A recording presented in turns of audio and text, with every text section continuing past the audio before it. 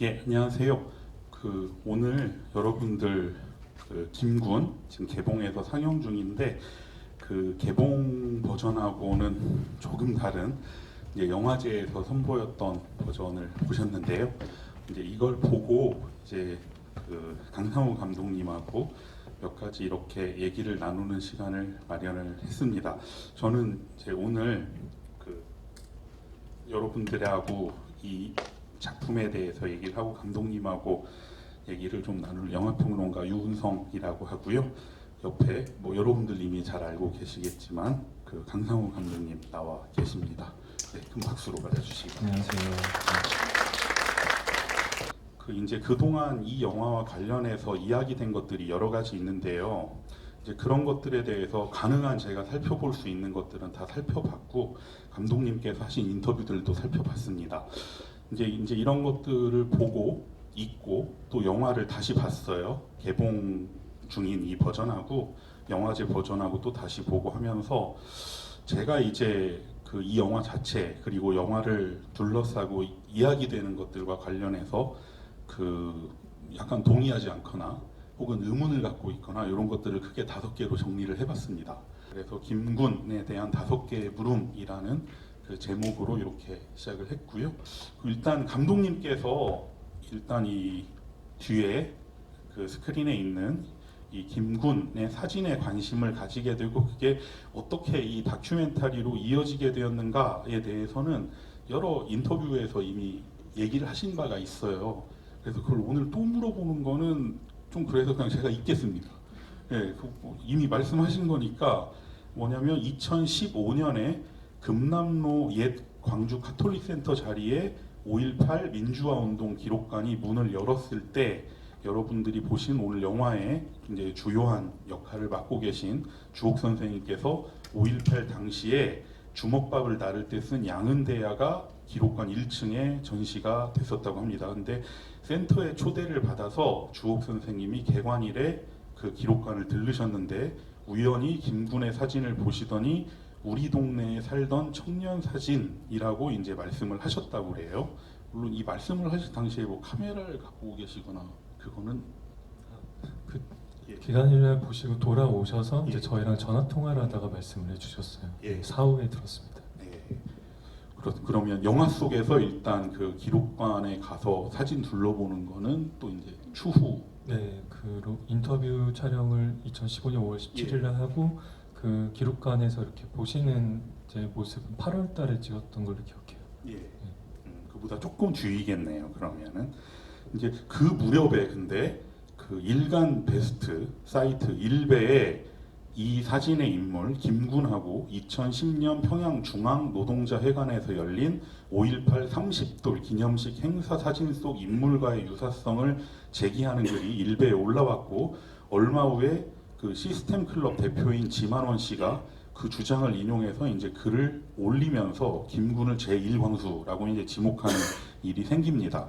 그리고 이제 그렇게 해서 뭐 보신 바대로 수백 명의 광수들을 지목하는 일들이 이제 벌어졌는데 요게 이제 어떻게 보면 이 영화로 이 사진이 이어지게 된 계기에 대해서 이제 감독님이 얘기해 주신 내용이었거든요.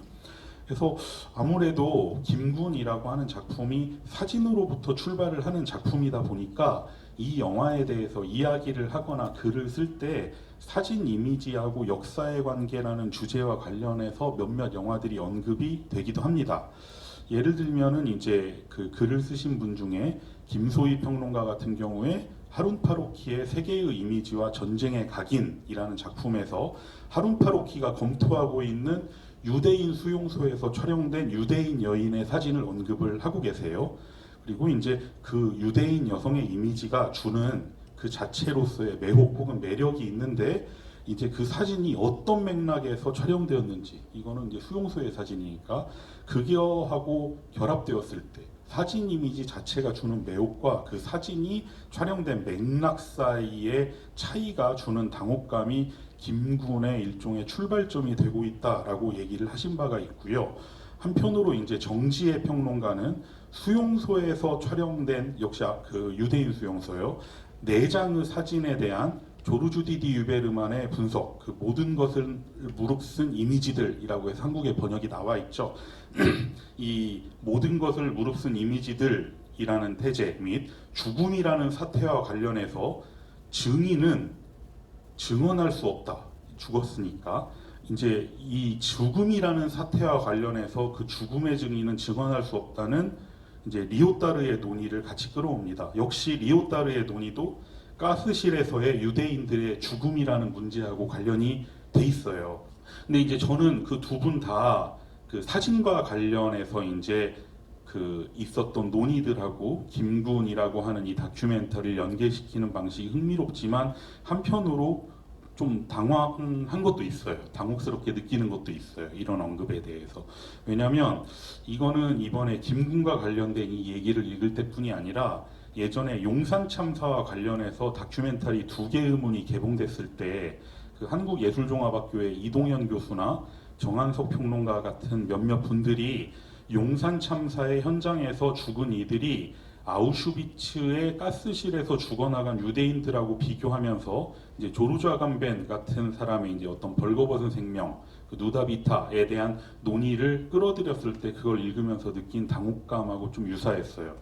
왜냐하면 저는 오늘날의 이제 한국의 동시대 역사나 현대사에서 이런 몇 개들을 얘기할 때 당대 이제 서구의 몇몇 개념들이 오는데 서구적 개념들이 오는 것 자체가 문제가 그건 아니라고 생각하고요. 다만 용산 혹은 광주 혹은 이보다 좀 더 최근에 일어난 일로는 세월호 같은 사건들을 아우슈비츠하고 비교하는 게 굉장히 위험한 일이라는 생각을 하고 있어요. 개인적으로. 왜냐? 그러니까 한편으로는 또 용산하고 광주를 세월호하고 나란히 놓는 경우도 있습니다. 영화에서도 혹은 글에서도. 근데 이 이유를 왜 그렇게 생각을 하냐면 아우슈비츠라고 하는 거는 전적으로 인간을 간신히 목숨이 붙은 생체의 수준으로 환원시킨 장소예요. 벌거벗은 생명으로. 반면에 용산이라고 하는 데는 수용소가 아니라 바리케이드고 광주도 수용소가 아니라 항쟁의 꼬민이고 김군은 벌거벗은 생명의 피해자가 아니라 다만 존재의 기록을 박탈당한 투사거든요. 물론 이제 이 광주라고 하는 거에 대해서 조금 굉장히 마이너한 주장 중에 하나는 살펴보시면 찾을 수 있지만 심지어 이걸 일종의 내전 상황으로까지 보는데 이 얘기는 조심스러운 게 광주를 내전이라고 주장하는 사람들의 태반은 약간 보수 쪽에서 오히려 근데 이제 오히려 그런 거를 선점당해 버렸기 때문에 쉽사리 광주를 내전이나 항쟁으로 부르는 거를 오히려 진보 진영에서는 꺼리게 되는 궁지에 몰리게 됐다고 저는 생각은 하고 있어요. 근데 어쨌든 광주 혹은 광주에서 싸웠던 시민군들 여기는 광주는 아우슈비츠 혹은 수용소가 아니고 그리고 시민군이나 거기에서 죽은 사람들이라고 할지라도 이들은 벌거벗은 생명의 피해자가 아니라 투사다라고 하는 이 차이를 그 약간 어느 정도는 흐릿하게 하면서 이 당대의 현대적 혹은 동시대적인 한국사의 사건들을 유대인과 그들과 관련된 어떤 이 동시대 사상가들의 개념들을 가지고 쓰는 건 조금 위험할 수 있다고 생각을 하거든요. 그러니까 지금 보고 계시는 이 김군의 사진은 자신들의 의지로는 자기들의 사진을 아예 남길 수가 없었던 수용소 수감자들이 모든 걸 무릅쓰고 세상에 남긴 것도 아니고 혹은 하룬 파로키가 분석하고 있는 그 여인의 유대인 여인의 사진처럼 찍힌 것도 아니에요. 그러니까 김군의 사진은 사진 찍히는 걸 거부했고 또 거부할 권리도 갖고 있었던 투사의 사진이라는 거예요. 따라서 사진을 찍을 수도 없었고 찍히는 거를 거부할 권리도 없었던 수용소 수감자들의 이미지하고는 전적으로 다른 존재론적인 배경이 있다. 이래서 김군의 사진이라는 것과 그와 관련된 지만원 씨의 주장 같은 거는 유대인 수용소의 사진 이미지들하고는 조금 다른 맥락에 놓인다라고 생각을 하고 있습니다. 그리고 또 지금 사진 보고 계시지만 수용소의 유대인들 같은 경우는 상징적으로나 혹은 실제적으로나 되게 뭔가 벌거벗겨진 존재들이에요. 그러니까 뭐 옷이 벗겨지기도 하고 권리를 박탈당하기도 하고 근데 김군은 여하간 특히 이 사진이 찍히는 그 순간에 놓여 있는 이 존재는 의지적으로 뭔가를 차려입은 혹은 갖춰입은 존재거든요. 그러니까 군복, 장갑, 헬멧, 머리띠 혹은 총 등등. 그러니까 이런 차이들이 별게 아니라고 생각할 수도 있지만 오히려 우리에게 주어진 이 구체적인 사진으로부터 출발해서 이런 사진들에 대면할 때 우리가 쓸 수 있는 개념을 무엇인가를 생각해보고 발명해내는 게 한국의 평자들이나 혹은 이론가들이나 이런 사람들한테 필요하다고 생각하거든요. 그러니까 뭐 그런 거를 좀 생각을 해봤었고요. 이제 그래서 이 유대인들의 사진의 경우에 문제가 되는 거는 이 사진이 곧 죽을 사람들을 찍은 사진이다. 그러니까 중요한 거는 사진에 있는 사람이 누구냐라는 정체성이 아니라 이 사람들은 죽는다라고 하는, 곧 죽을 것이다라고 하는 정황의 진실성을 납득시키는 건데, 지만원과 혹은 또 주옥 선생과 또 이 영화를 만든 제작진이 김군의 사진에서 문제 삼는 건 사실은 그 정황의 진실성이 아니라 사진에 보이는 사람이 누구냐라는 거예요. 오히려. 그러니까 이 사진을 놓고 저건 뭐 이 정황에 대해서 오히려 문제 삼는 거는 상대적으로 덜합니다. 그 유대인 수용소의 사진들보다는. 그러니까 따라서 이제 이런 김군에 대해서 묻는 거는 어떤 질문을 하더라도 결국은 이 사진에 대한 물음으로부터 출발할 수 없다라고 생각은 해요. 근데 이제 일단 제 의견을 말씀을 드렸고, 이제 그 작은 질문 중에 하나로 사실 이 지만원 씨랑 일베 부류들의 억지 주장이 나오지 않고 그냥 아까 먼저 들은 건 주옥 선생님의 증언이라고 말씀하셨잖아요. 우리 동네에 살던 청년의 사진이다. 만약에 이 얘기만 들은 상태였다고 해도 이 영화의 제작에 착수를 하셨을까? 이건 일단 약간 작은 질문으로 먼저 하나 드리고 싶어요. 네, 저희 제작진은 사실 이제 김군에 대한 주옥 선생님의 증언을 듣기 전인 2014년도부터 광주에 처음 이제 다른 기록 촬영으로 내려갔다가 이제 주옥 선생님의 일상을 계속 촬영을 했었거든요. 조금 관조적인 방식으로 처음엔 시작했다가 이제 선생님께서 계속 저희한테 말을 거시고 촬영 중에 계속 저희를 프레임 안으로 초대하는 상황들이 계속 반복이 돼서 그 단편 작업 우리는 없는 것처럼에도 잠깐 등장하지만, 그래서 어떤 식으로 저희가 약간 끌려 들어가는 상황으로 약간 그런 작업의 결말이 어느 정도 진척이 되던 상황에 이제 김군에 대한 증언을 선생님께서 해주셨어요. 그래서 평론가님께서 질문해 주신 것에 대해서 저도 생각을 해봤는데 다 되돌이켜 봤을 때 곧바로 김군이란 제목으로 김군을 찾는 형식의 영화를 만들지는 않았을 수도 있겠다라는 생각이 들었어요. 사실은 저희가 증언을 듣고 나서는 한동안 저희가 약간 어떤 예정된 시나리오라고 해야 될까요? 구성안 같은 것들을 아직 벌어지지 않은 상황이라서 그대로 촬영이 될 수는 없겠지만, 어쨌든 그 내용을 주옥 선생님의 일상으로 출발을 했다가 좀 어쨌든 그 영화의 결말까지도 계속 주옥 선생님을 중심으로 돌아가는 이야기를 생각을 했었거든요.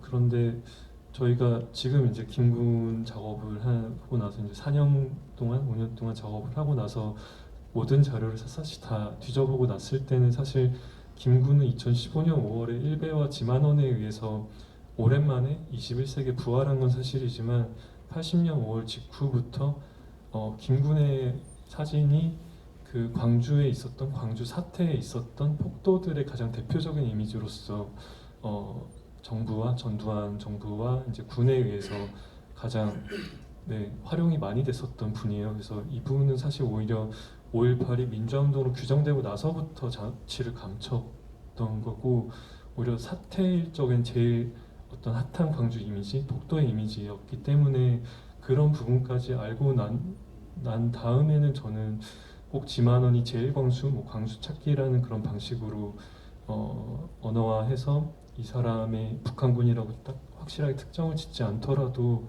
넓은 맥락에서는 여전히 이분의 이미지가 그런 폭도의 이미지로 쓰였기 때문에 이 부분에 대한 호기심을 어떤 식으로든 풀어가는 작업은 할 수 있지 않았을까라고 생각은 하는데 실제로 그랬을지는 아직 잘 모르겠어요. 네.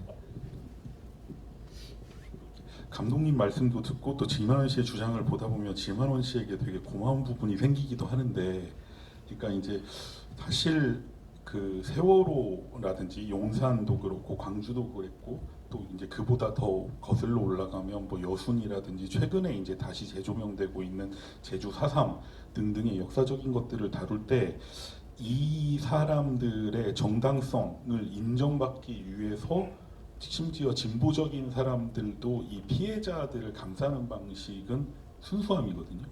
예, 그러니까 이들은 정치적이지 않다는 거, 혹은 원래 이렇게 과격한 사람이 아닌 뭐 정이 많은 사람이라는 거. 근데 흥미롭게도 이 사진은 정말로 말씀한 뭐 폭도, 제가 봐도 폭도예요. 폭도고 투사고 총을 든 사람이고 과격해 보여요. 근데 바로 이 과격함이나 폭도이고 싸우는 사람이라는 것, 혹은 그게 있었다는 걸 그 우리가 온전히 수긍하면서 이 역사적인 사건들을 조명해야 된다라고 하는 것들을 깨닫게 만들어줬거든요. 그러니까 가끔 4.3에 대해서 얘기할 때도, 특히 지슬 같은 영화를 볼 때 개인적으로 굉장히 불만스럽게 생각하는 건 그런 거였거든요. 4.3은 분명히 한 거였어요. 거기에 저항이 있었어요. 근데 지슬 같은 경우는 그거를 지워버리면서 여기는 잘 모르는 민초들이 있었다라는 식으로 하면서만 그 역사를 수긍하거든요. 근데 우리는 그게 아니라 분명히 저항이 있었고 반란이 있었고 투쟁이 있었고 과격함이 있었다. 그리고 그 있었기 때문에 이걸 승인할 수 있다라고 하는 거를 생각해 봐야겠는데, 뭐 지만원 씨의 뜻이 원래 그건 아니었겠지만 어쨌든 이런 사진을 호출해 주신 거에 대해서는 대단히 역사적으로 뜻깊은 일이라고 생각하는 거는 좀 있습니다. 근데 이제 사실 작은 질문을 드렸었고, 이제 그 첫 질문으로 제가 준비한 건 다른 거였는데, 여하간 이 김구는 지만원 씨 주장으로 출발을 하게 된 영화는 맞아요. 그런데 이제 문제는 이제 탐색의 결과 다큐멘터리를 만드시면서 이제 우리가 그리고 그 구성된 다큐멘터리를 보고 있으면 김군이 넉마주의 무리의 일원이었을 가능성이 있고 송암동에서 죽은 무명의 시민군일 수 있다는 추정까지도 가능해지는데 어떤 확증에 도달하진 못해요. 근데 그럼에도 불구하고 왜 지금과 같은 탐색의 내러티브를 취해야 했을까? 그러니까 영화는 1989년 1월 26일 광주 청문회에서 광주항쟁 당시에 복면 부대를 봤다고 하는 김영택 동아일보 기자의 증언으로 시작해서 프로젝터로 영사된 사진들을 보면서 당시의 기억에 대해 구술하는 인터뷰이들이 보여지고, 그 다음에 바로 지만원 씨와의 인터뷰, 이렇게 도입부가 이렇게 구성되어 있는데요. 제작 과정에서 이루어진, 결국 김군을 찾지 못했고 확증할 수 없다는 것, 요 탐색의 결과를 놓고 보면 최종적으로 영화의 도입부가 이렇게 구성된 건 약간 의아한 구석이 있어요. 그러니까 예를 들면 왜 이런 시작은 또 안 될까? 김영택 기자의 증언이 있고 사진 프로젝션을 보면서 증언하는 분들이고, 그 다음에 5.18 민주화운동 기록관에 있는 주옥 선생님과 김군에 대한 이불의 구술 장면이 바로 이어졌다고 생각하면 또 영화는 구성상으로 아예 다른 영화가 됐을 수도 있어요. 근데 여하간 제작진은 이 영화를 김군의 문제 제기하는, 혹은 그거에 의혹이 있다고 생각되는 방식의 도입부를 배치해 놓고 그걸 탐색하는 구성을 취했단 말이에요. 그래서 이게 그 지만원의 주장이 그냥 김군이 전개되는 중에 삽입되는 곁가지 인터뷰가 아니라 이렇게 도입부에 열어야 된다고 생각하는 이유는 뭐였을까? 그리고 여러 인터뷰에서 감독님 본인은 지만원의 주장을 검증하고 반박하는 일 자체는 김군 제작에서 염두에 둔 게 아니라고 말씀을 하셨어요. 그리고 저도 그게 사실이라고 생각하는데, 다만 이 도입부 구성은 제가 보기에는 이런 검증과 반박을 염두에 둔 탐색의 내러티브를 위한 굉장히 예비적인 구성의 형식을 취하고 있는 건 사실이거든요. 그래서 왜 그 실제 제작 과정에서 탐색의 결과 김군을 찾은 것도 아니고 혹은 김군이 이런 사람일 수 있다는 추정까진 가지만 확증이 없다는 결과가 나왔는데도 불구하고 다시 돌아와 영화적 구성은 이런 도입부의 구성을 취해야 됐을까라고 하는 거에 대한 거는 좀 그 의문이 있었고 여쭤보고 싶었습니다. 네, 네, 되게 좋은 질문인 것 같습니다. 사실 영화를 보시고 이제 저도 리뷰를 읽는다거나 GV 때 관객분들께서 말씀해주신 내용들을 보면 되게 이 영화에서 김군의 행방과 관련된 결론에 대해서 굉장히 다양하게 말씀을 표현을 해주셔서 흥미롭다고 생각했어요. 어떤 분은 이제 어쨌든 이 영화 김군을 찾았다라고 표현하는 분이 있고 찾지 못했다라고 표현하는 분이 있고 이제 찾지는 못했지만 어쨌든 그것을 확정했다라고 말씀하시는 분들이 있고 뭐 이제 어떤 지만원 지지자분은 어쨌든 반박에 실패했다라고 지만원에 대한 반박에 실패했다고 보시는 분들도 있는데 어쩌면 이제 저희 영화가 생존자들의 증언에 이제 증언으로 대부분이 이루어져 있는데 지금 보신 영화제 버전 사실 좀 전문가나 연구자분들의 분량이 좀 많은데요. 어쨌든 개봉한 최종 버전에서는 연구자분들의 말씀 거의 다 해서 한 분밖에 두 분이구나. 정수만 선생님하고 안종철 선생님 두 분만 남아 있는데 어쨌든 생존자들의 말로 이제 대부분이 구성이 되다 보니까 그 증언이 어떤 증거로서 가지는 효력에 대해서 각자 생각하시는 바가 다르기 때문에 그렇게 이 영화의 결말에 대해서도 다양하게 받아들이시는 게 아닌가 싶어요. 이제 저희도 김군 작업을 시작할 때 이제 저희 제작진은 다 뭐 언론 쪽에 있었던 사람들이 아니라 영화를 그냥 극영화 뭐 드라마틱하지는 않지만 어쨌든 극영화를 만들던 사람들이 대부분이었다 보니까 다큐멘터리 방식에 대해서 사실 잘은 몰랐고요. ABC나 개론을 뭐 이렇게 수업을 듣고 만든 게 아니어서 어쨌든 저희 영화에서는 나름 김군의 행방과 관련해서는 저널리즘적인 측면이 없지는 않기 때문에 나름 공부를 했었어요. 그래서 어떤 사실을 검증하는 방식에 대해서 증언자 한 명만의 증언이 아니라 어떤 교차 검증을 통해서 확인을 한다던가 다른 어떤 자료나 기록의 근거들을 통해서 어떤 확증에 가까운 어떤 결론을 내릴 수 있는 어떤 재반 조건 같은 게 어느 정도까지 필요한지를 공부를 했는데 우선은 저는 주옥 선생님의 그 넉마주의 증언은 주대체 선생님과의 별개의 증언을 통해서 확정이 됐다라고 저는 개인적으로 믿고 있고 저희 제작진도 같은 생각이고요. 최진우 선생님의 증언에 대해서는 저는 개인적으로 이제 영화 속에 드러나진 않았지만 여러 가지 사진 속에 그런 단서들에 대한 그분의 기억이 맞기 때문에 저는 맞다라고 믿고 있는데 사실 최진우 선생님의 증언만으로 김군의 행방, 이제 김군의 그 결말을 특정할 수 있는지에 대해서는 저희 제작진 안에서도 의견이 다양해요. 그래서 이제 지금 보여드린 방식을 취한 것도 나름 이제 그런 어떤 이견들에서 그러니까 너무 어떤 확정짓지는 않는 방식으로 이제 편집을 했다고 생각하는데 여전히 그럼에도 불구하고 어떤 분들은 그걸 확정이라고 생각을 하는데 그건 어쨌든 저는 개인적으로 믿고 있기 때문에 어떤 사실상 저희 영화가 대부분이 주옥 선생님의 위치를 제외하면 대부분이 연대기적인 구성인데요. 주옥 선생님은 처음에 김군을 봤다는 증언도 그렇고 엔딩에 주먹밥을 나르는 장면도 그렇고 전혀 연대기적이지 않거든요.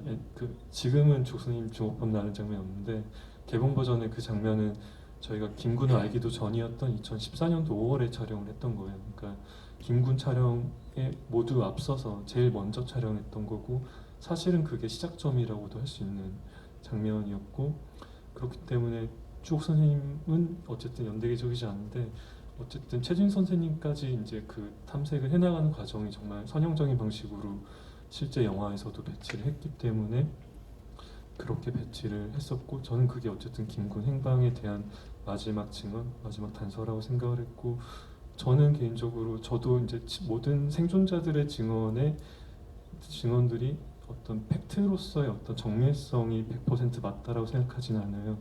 다만 뭐라고 해야 될까요? 지난번에 인디스피스에서 변영주 감독님하고 집의하는데 감독님께서 되게 이렇게 제 머리를 확 때리는 말씀하셨는데 그때 이제 감독님도 낮은 목소리 연작 작업을 하시면서 그 위안부 할머님들을 많이 만나뵈면서 증언 작업들을 많이 하셨는데 한 할머니께서 겨울에 이제 일본군 거기에 끌려가셨는데 끌려가는 길에 뭐 나팔꽃도 보고 여러 가지 겨울에 필 수 없는 꽃들을 봤다라고 기억하는 말씀을 하셨대요. 근데 감독님께서 하신 말씀이 생존자들의 기억은 맞거나 틀린 기억이 아니라 갇혀 있는 기억이다라고 말씀을 하셨어요. 그래서 어떤 그런 기억, 그러니까 뭐라 해야 될까요? 그러니까 저희 최진 선생님의 증언도 사실은 이제 그 진실성을 믿는 근거로서는 어떤 단순한 어떤 말의 사실들보다도 이제 화면에서도 보여지는 그분이 그 당시를 떠올릴 때 느끼신 어떤 그런 떨림들, 그런 감정들에 있어서 그 증언의 어떤 진실성을 확인할 수 있는 척도나 근거가 될 수 있지 않을까라는 생각을 했었어요. 물론 그것에는 이견이 있을 수 있고 선생님의 기억이 틀릴 수도 있어요. 하지만 어쨌든 저희가 이제 5년 동안 탐색을 하는 과정에서 저희가 내린 잠정적인 결론은 이제 김군은 송암동에서 사살당한 시민군이다라는 결론으로 냈었고, 그것이 어떤 추가적인 증거나 새로운 증언이 나타나서 뒤집는 어떤 결과가 나온다면 언제든지 바뀔 수는 있다고 생각해요. 그리고 저희도 이 영화의 결말이 열린 결말이라고 생각하는 이유는 아직까지 이제 어떤 저희가 국가의 어떤 국가나 정부에서 조사할 수 있는 권한을 가지지 않은 상태에서 할 수 있는 최대한의 탐색, 탐문을 했지만 아직 출범하지 않은 진상조사 규명위원회에서 더 가해자들을 강제로 구인해서 조사를 한다던가 했을 때 더 새로운 증언들, 새로운 양심 선언이 나왔을 때 밝혀질 수 있는 또 다른 진실들이 있을 거라고 생각을 하거든요. 그래서 그런 어떤 후속 작업들을 위한 어떤 저희만의 어떤 잠정적인 결론으로서 이 영화를 봐주셨으면 좋겠다, 그런 생각을 갖고 있어요. 네. 그 생존자들의 기억은 진실이라기보다 약간 갇혀 있는 기억이다라고 말씀을 그것 자체로서의 어떤 기록, 어떤 다큐멘트로서의 가치일까요?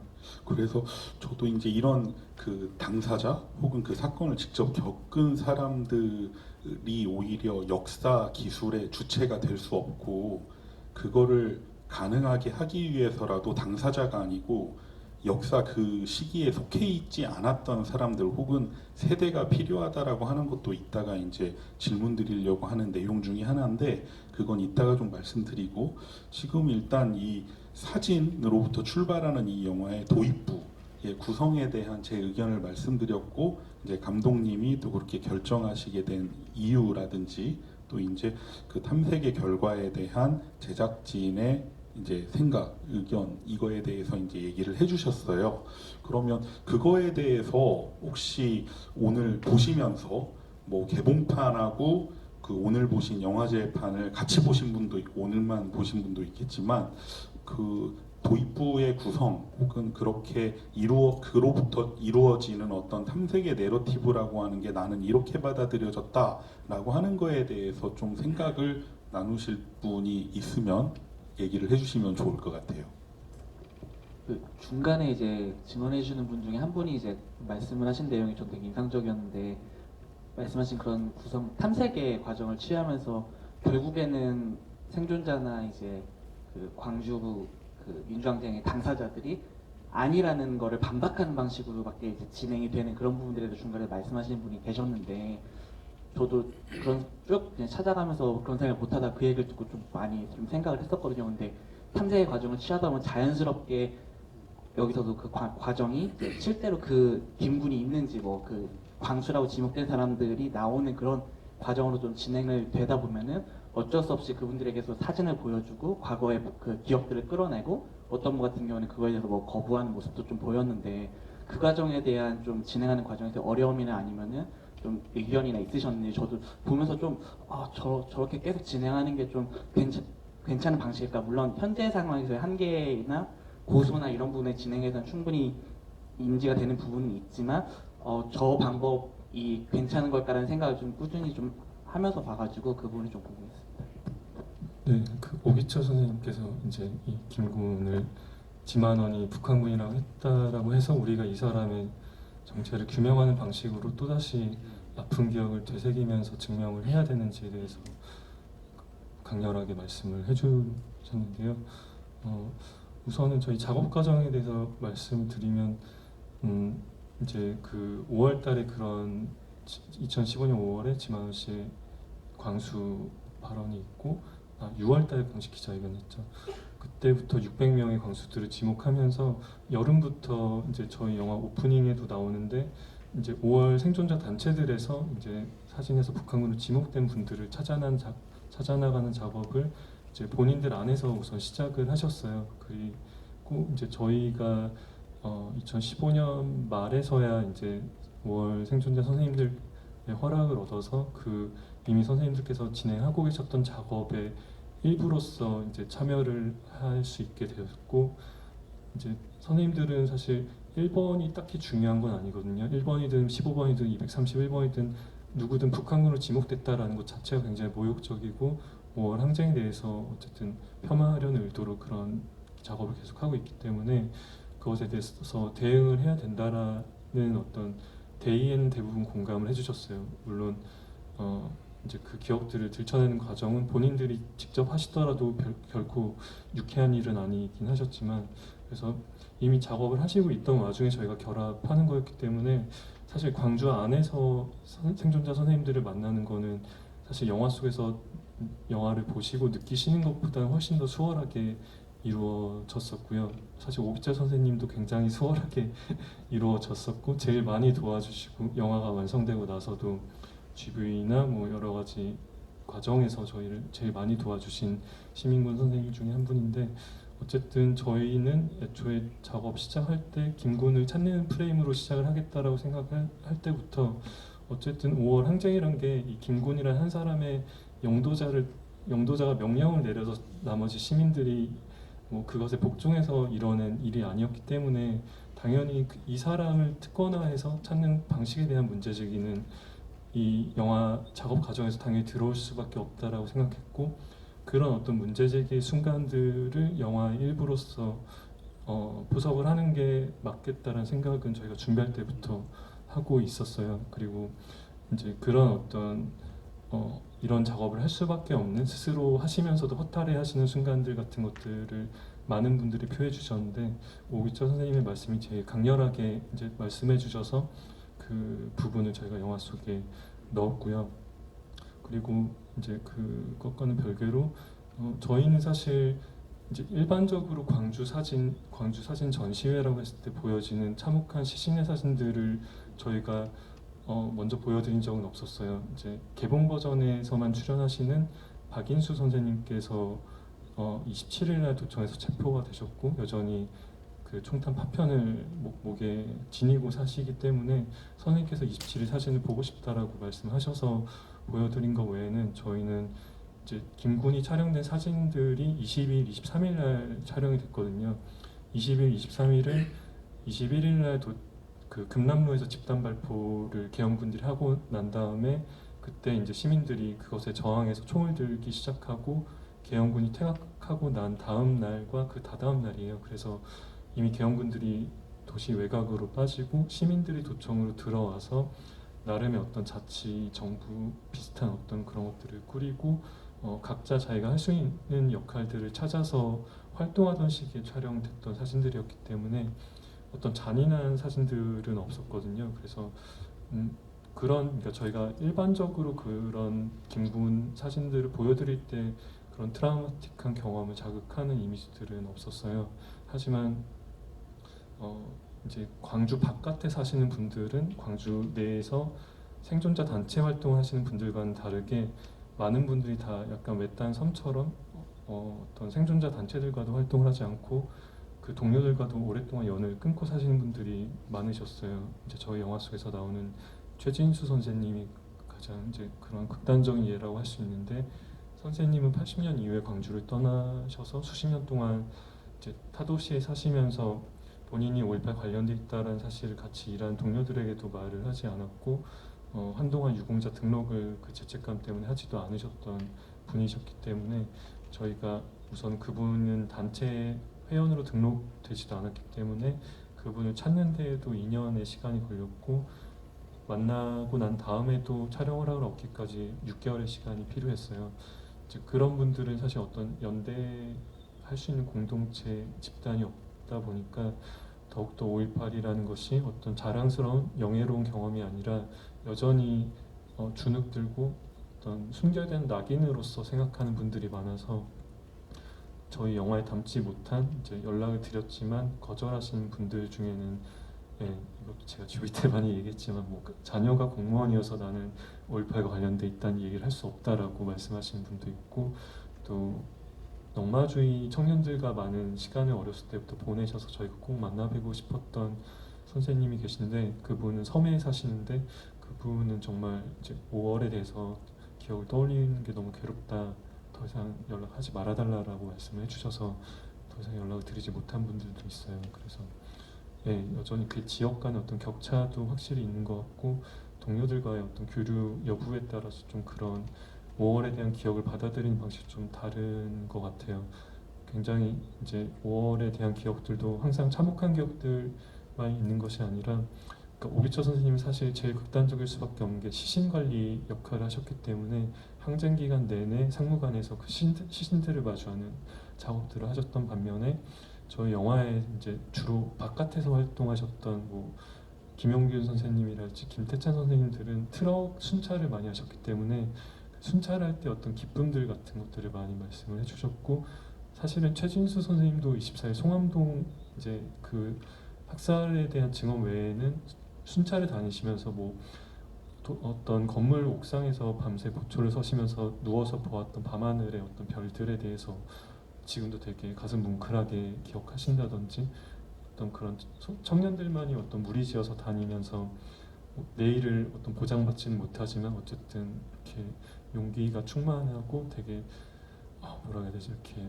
북받쳐 오르는 감정에 계속 이렇게 함께 했었던 순간들을 여전히 되게 즐겁게 가슴 아프게 되게 어떤 되게 힘들었던 첫사랑의 기억처럼 이렇게 말씀해 주시고 말씀하시고 싶어하는 분들도 많이 계셨어요.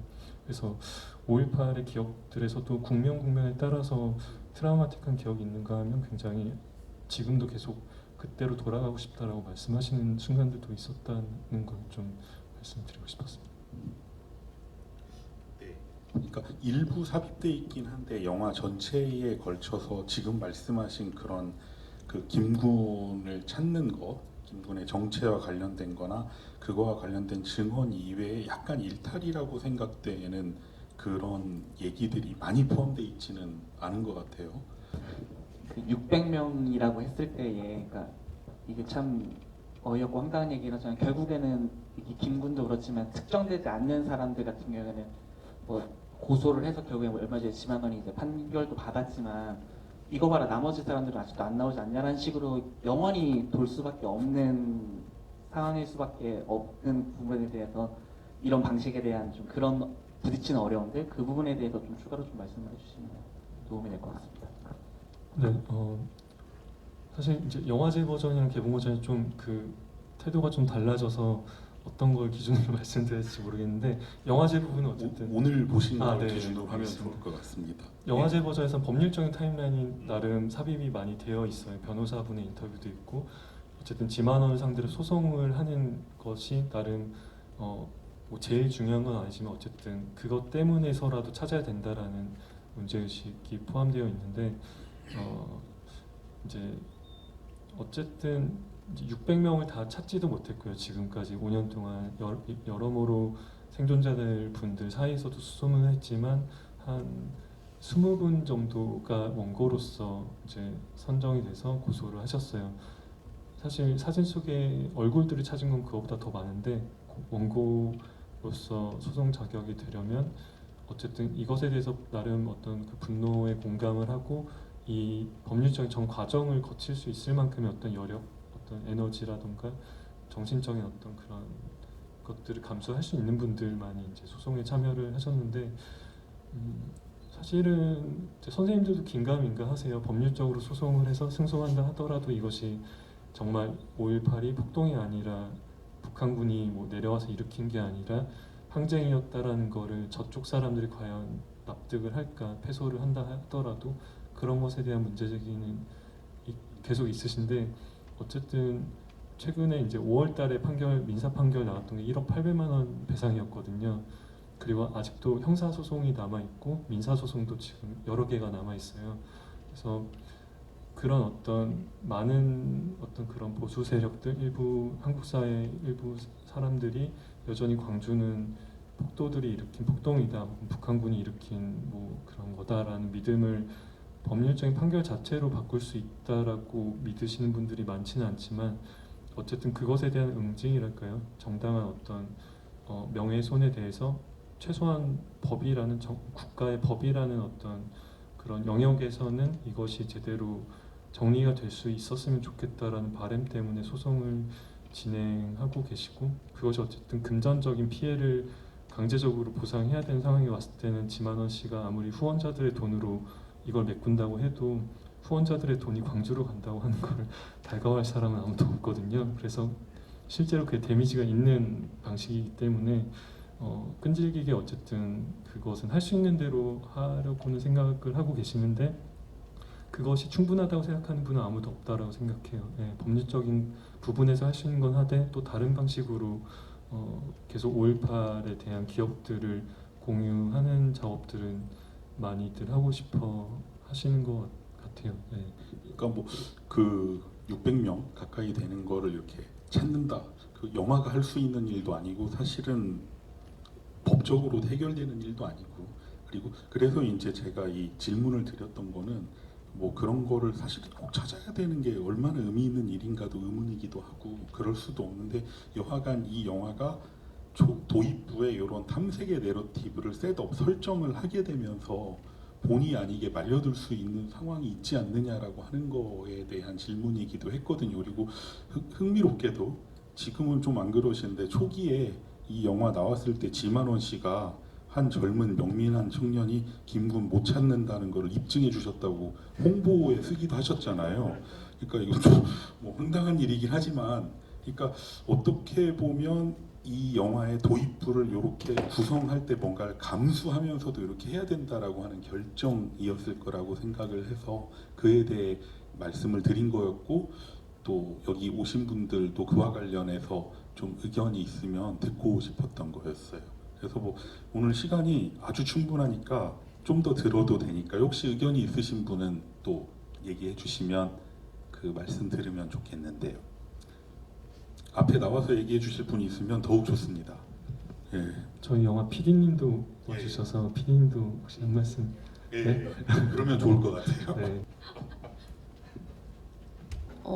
일단 약간 상호 씨가 답을 지금 피하는 건지 지금 어쨌든 평론가님께서 방금 질문해 주신 핵심은 왜 이 구성의 방식 혹은 연출의 전략을 이렇게 추적의 서사로 가져갔느냐, 앞에 어떤 음모론 예. 같은 것을 제기하면서 이렇게 해주신 것 같은데, 그 부분에 있어서는 사실 제가 2016년 1월부터 합류를 했을 때 이미 기획사가 그런 식의 구성을 많이 취하고 있는 형태였고, 근데 저는 거기에 대해서는 흥미롭다고 생각을 해서 이제 참여를 했던 것 같고요.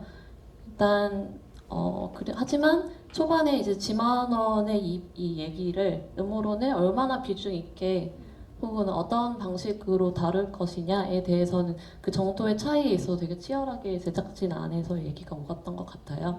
이를테면 어떤 분들은 지금 영화를 아무 정보가 없고 들어오신 분들 중에서는 초반에 영화제 버전이 특히 그랬는데, 이제 이 얘기를 그대로 받아들이면서 영화를 본 분들도 굉장히 많을 정도였거든요. 그러니까 진짜 저런 거야? 감독님한테 전해들은 얘기 중에 하나는 네. 혹시 고등학생이었나요?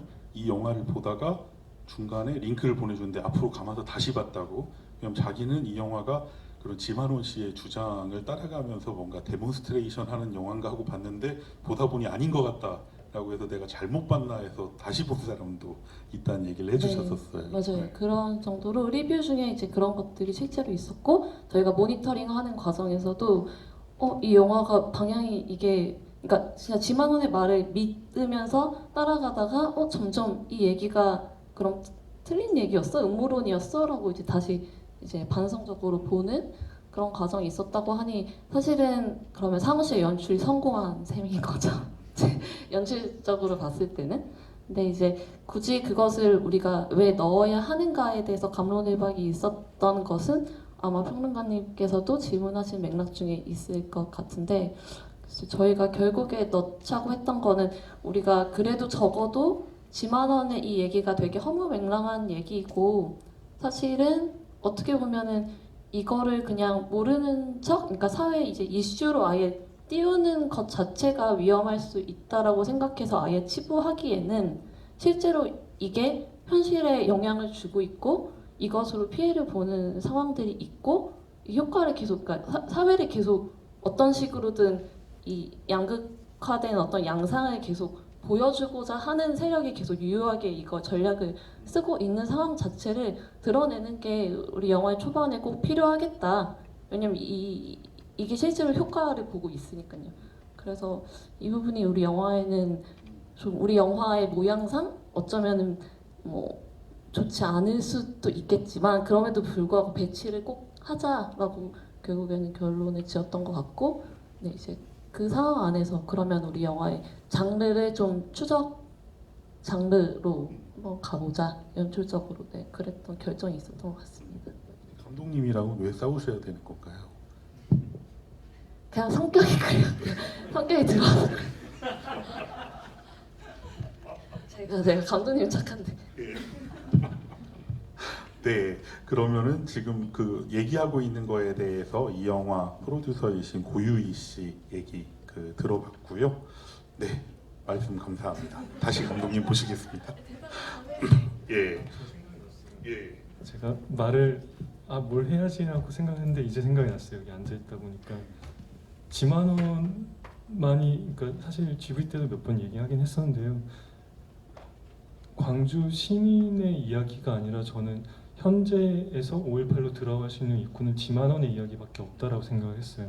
그렇기 때문에 지만원으로 그러니까 물론 지만원의 음모론이 기반한 어떤 이제 되게 선택적으로 그가 편취를 했던 김영택 기자의 어떤 복면 부대 의혹에 대해서는 약간 프리퀄처럼 배치를 했지만 어쨌든 저희가 역사 다큐멘터리가 아니라 현재에서 시작하는 영화, 어떤 컨템포러리한 영화라고 생각을 하고 만들었기 때문에 그 입구는 지금 이제 살아있는 어떤 이야기로서의 5.18은 지만원의 이야기밖에 없다라고 2015년도엔 생각을 했었어요. 지금은 약간 더 양상이 달라져서 새로운 증언들, 새로운 사실들이 최근 1, 2년 사이에 많이 들어왔지만 2015년도에는 그것밖에 없다라고 생각을 했기 때문에 그런 결정을 했던 것 같습니다.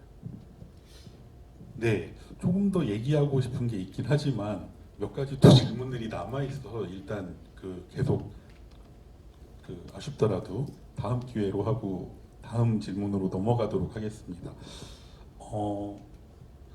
지금 이렇게 그 클립을 따가지고 왔는데 그 주옥 선생님이 처음 등장하는 부분의 모든 숏이에요. 그러니까 왼쪽 맨 위에 상단부터 이렇게 하나, 둘, 셋, 넷, 다섯, 여섯, 일곱, 여덟, 아홉, 11개 요 순서대로 이렇게 등장을 하시는데 저 기록관에서부터 출발해서 그 다음에 이제 세탁소가 나오고 그 이렇게 쓰레기를 이렇게 정리하고 나르는 숏들이 한 3개 정도 나눠서 보여진 다음에 그 다음에 이렇게 말씀 나누시는 요 숏이 되게 길어요. 라이터 찾는 거. 근데 못 찾죠. 그리고 뭐 술 먹지 말고 집에 가라고 배웅해주는 저 숏이 있고 그 다음에 선풍기 바람을 쐬고 있는 얼굴, 그 다음에 증언 이렇게 이어지는데 이게 이제 오늘 여러분들이 보신 그 영화제 버전의 숏 구성이에요. 저는 이제 오늘 감독님하고 대화할 거를 준비를 하면서 이거를 꼭 뭐 영화제 버전, 개봉 버전 요거의 비교 뭐 왜 그랬 이거는 좀 피하려고 했어요. 왜냐하면 그거는 만약에 그런 걸로 물어보려고 한다면은 감독님 영화가 CJ에서 제작된 거고 CJ에서 개봉된 거라고 한다면 그런 질문을 했을 것 같아요. 왜냐하면은 그 개봉 과정에서 뭔가 수정이 됐으면 그거는 감독의 의지에 반하는 결정이 뭔가 강요됐을 가능성이 매우 크기 때문에. 근데 감독님이나 제작진도 그렇고 또 이 영화를 지금 개봉을 맡아서 하고 계시는 배급사도 그렇고 그런 방식으로 뭐 이게 흥행이 되려면 이렇게 해야 돼 뭐 이런 식으로 하는 분들은 아니라는 걸 알고 있기 때문에 개봉 버전이나 그 영화제 버전이나 차이가 일부 있지만 그거는 각각에서 조금 방점을 찍는 게 차이가 생기는 데 따라서 사이는 거지 뭐 이거를 뭐 관객이 10,000명 더 들려면 이런 결정 때문에 한 거라고 생각되지는 않거든요. 그래서 그런 질문을 피하려고 했는데 하나는 좀 여쭤보고 싶었어요. 왜냐하면 사실 영화제 버전을 보면서 어떻게 보면 가장 좋아하는 장면이자 숏인데 개봉 버전을 볼 때 여기 보러 왔는데 없는 거예요. 그래서 이럴 수가 있는가 라고 해서 되게 마음에 상처를 받았는데 기왕 오늘 얘기를 나눌 때 이건 물어보고 싶지 않지만 이 숏은 물어볼 수 있을 것 같다. 그래서 이제 김군에서 가장 좋아하는 숏들이 있는데 이게 빠졌어요. 그래서 이제 영화제 버전하고 개봉 버전의 가장 큰 차이로 보통 결말이 달라진 거를 꼽고는 하는데 개봉 버전에는 오늘 보신 버전에서와는 달리 박근혜 집권 당시에 주옥 선생이 집회 참여자들에게 먹거리를 나눠주는 모습과 어둠이 내릴 무렵에 건물 옥상에 올라가셔서 거리를 내려다보는 모습 등이 결말부에 삽입이 되어 있습니다.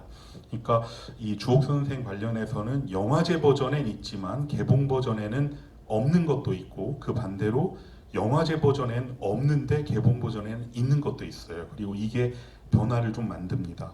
근데 개인적으로 영화제 버전에 있는데 개봉 버전에서 빠진 것 중에 이제 아쉬워하는 부분이 이거 보여드리는 거와 관련이 돼 있는데 일단 제 의견을 말씀드리고 그 다음에 감독님한테 왜 이래야 됐는가라고 하는 거에 대해서는 정말로 이거는 따져 묻고 싶습니다. 꼭 그래야 했는가? 라고 사실 영화제 버전에서 하고 이제 그 개봉 버전은 이런 차이가 있어요. 네, 지금 보시는 거대로 그 숏 구성이 이게 오늘 보신 버전이고 영화 그 개봉 버전에서는 요게 빠집니다.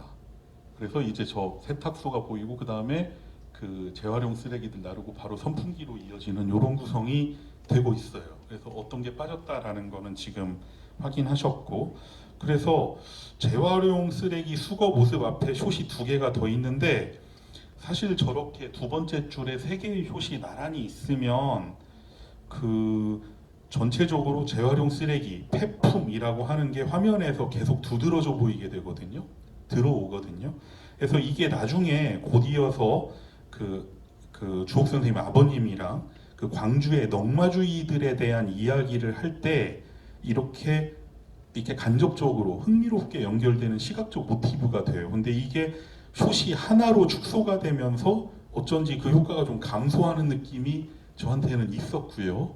그리고 그 다음에 또 보면 이게 더 아쉬운 부분이었는데 개인적으로는 재활용 쓰레기를 트럭에 싣는 숏 다음에 이어지는 그 2개의 숏 여기에서 보면 세탁물 바지 주머니에 담배를 찾아달라고 하는 아저씨 요구에 이제 찾아보시다가 없다 등등의 이제 그런 얘기를 나누는 대화 장면인데 저 숏이 정말 좋았어요 사실. 그리고 내용이 뭔가를 찾는다는 것, 여기서 물론 담배인데 이제 신랑이 담배를 잘 피니까 나가 만져보면 담배값인지 뭔지 알지 뭐 하면서 이제 얘기하는 게 나옵니다. 근데 이런 대사에서 또 느껴지는 어떤 안다는 거에 담지자로서의 느낌도 있고, 근데 결국은 못 찾아요. 그러니까 담배를. 그러니까 이게 되게 일상의 장면인데 너무 절묘하게 영화 전체에서 이 주옥 선생이 담당하는 역할하고 어울려요.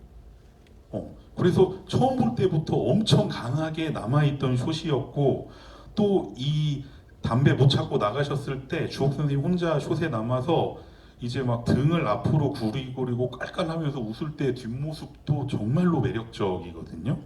그리고 이제 이어지는 숏에서 여기 보시면 그 밖에 나와서 잠깐 서 계시는데 집으로 가시오, 딴 데 가지 말고 이제 술 그만 먹어, 집에 가 등등의 말을 하면서 문간에 서 있는 주옥 선생님의 모습이 보입니다.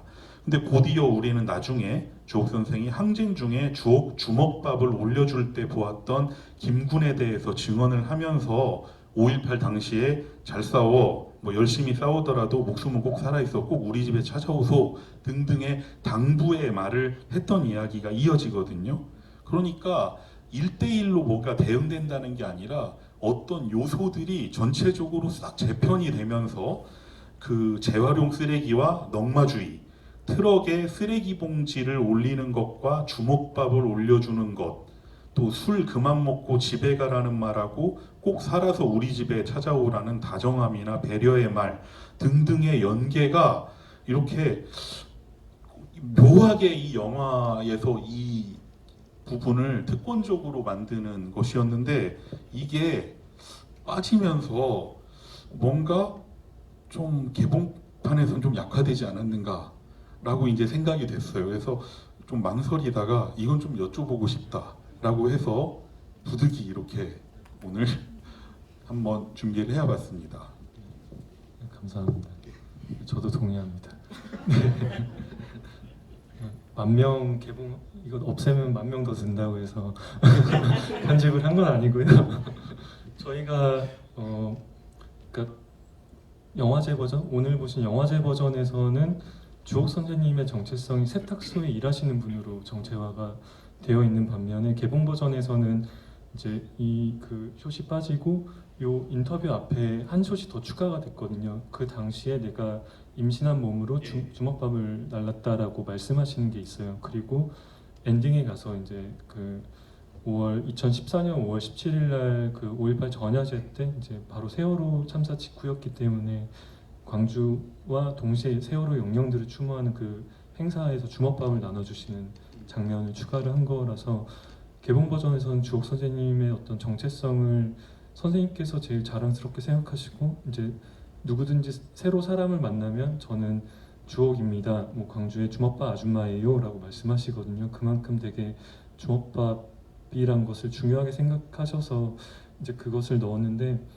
처음에 편집을 영화제 버전 편집할 때는 전 주옥 선생님과 주먹밥을 연관시키고 싶지 않았고 또 제가 선생님의 일상들을 찍으면서 이제 어쨌든 기록한 푸티지 중에 방금 평론가님께서 말씀하신 것처럼 어떤 그 동네에서 어영부영한 아저씨랑 이렇게 교류하는 그 순간도 되게 흥미롭고 그 대화와 그 방금 말씀하신 대화의 내용과 더불어 가위로 그 뭐죠 그 바늘하고 실을 떼면서 아 나이가 들어서 이제 눈이 침침해서 잘 안 보인다고 말씀하시는데 정작 기록관에 가셔서 김군 사진을 봤을 때는 그게 생생하게 기억이 돌아오는 그 어떤 역사적인 순간이 생겨서 그걸 정말 저도 좋아하고 되게 빼고 싶지 않았었는데요. 왜 빠진 건가요? 밸런스의 문제가 하나가 있었고 이제 말씀하신 것처럼 그 담배를 찾는 장면의 듀레이션이 2분 30초 정도 돼요. 예, 2분 30초 정도 되고 사실은 이게 어떤 추적의 장르로서 사실 김군 증언부터는 계속 어떤 그런 방식을 염두에 두고 촬영했던 반면에 이 장면 같은 경우는 2014년도에 제가 그냥 나름 관조적인 시선으로 선생님의 일상을 개입하지 않고 촬영했을 시기에 촬영했던 거기 때문에 훨씬 더 어떤 그런 지속하는 시간의 중요성이 더 큰 게 있고 단순히 어떤 그러니까 인터뷰 형식이 아닌 거죠. 일상을 그냥 기록한 것이기 때문에 결이 좀 많이 달라서 좀 고민이 많았어요. 이게 어쨌든 그러니까 다른 분들 같은 경우에 저렇게 네. 일상이 이렇게 곧바로 들어가 있는 경우가 없죠. 가까운 게 있다면 이제 택시 몰고 운전하시는 거지만 그것도 약간은 인터뷰의 일종처럼 촬영돼 있으니까. 양동란 선생님이 그 물리치료 받으시는 게 나름 전 길다고 생각하지 않는데 어쨌든 그게 되게 짧게 삽입돼 있는 것과 주옥 선생님도 어쨌든 좀 많이 줄였지만 그런 일상이 배치가 돼 있는데 전체적인 밸런스를 봤을 때 2분 30초 동안 주옥 선생님을 이렇게 그 어떤 아저씨와의 대화를 보여준다는 게 좀 네. 전체적으로 봤을 때 시퀀스 안에서 봤을 땐 저는 무엇보다도 저도 제일 좋아하는 장면 중에 하나여서 사실은 저는 그 담배 찾는 것 말고도 이렇게 그 철문 안에서 쑥 하고 나오는 저 5번째 샷? 저 샷을 되게 좋아하거든요. 그래서 끝까지 포기 못했던 이제 담배를 포기한 다음에 저거를 포기했었는데 네. 시퀀스 안에서는 무엇보다 되게 좋은 어떤 감흥을 유발하는데 어쨌든 그 엔딩을 결정하고 나서는 이건 버릴 수밖에 없겠다라는 생각이 들었어요. 두 가지를 다 세탁소와 주먹밥을 다 보여줄 수는 없겠다는 생각. 그러면 요 이 부분의 편집이 달라진 거는 네. 주옥 선생님이 이제 네, 그 개봉판에서 네, 그 엔딩을 네. 차지하게 되는 걸로 편집이 결정난 다음인 거겠네요. 그것과 맞물려서 음. 계속 이제 왔다 갔다 하면서 음. 손을 봤었던 걸로 기억하는데요. 음. 그러니까 단순히 주옥 선생님의 주먹밥을 나눠주는 걸 보여주고 싶다라기보다 그 주먹밥을 나눠주는 순간에 저희가 촬영했던 이미지가 현재 지금 2010년대 현재와 결부될 수 있는 순간들이었기 때문에 그 장면으로 엔딩을 하는 게 맞겠다라고 저희 제작진 안에서 결론을 내렸었거든요.